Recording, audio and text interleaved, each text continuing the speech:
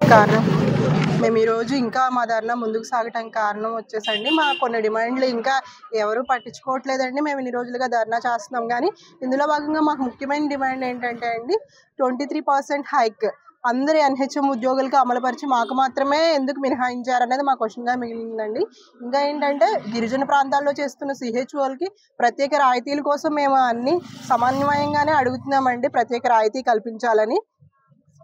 Salary hike 23% hike అది మాది main ఉద్దేశం అండి. ఈపీఎఫ్ఓ ప్రతి ఎంప్లాయీకి ఈపీఎఫ్ఓ అనేది అది ఒక ఉద్యోగ భద్రత అండి, మాకు మినహాయించారు ఎందుకో అది అర్థం కావట్లేదు. వెంటనే పునరుద్ధరించాలని గవర్నమెంట్ని కోరుతున్నామండి. పెండింగ్ ఇన్సెంటివ్స్ కూడా త్వరగా విడుదల చేయాలని కోరుతున్నాం.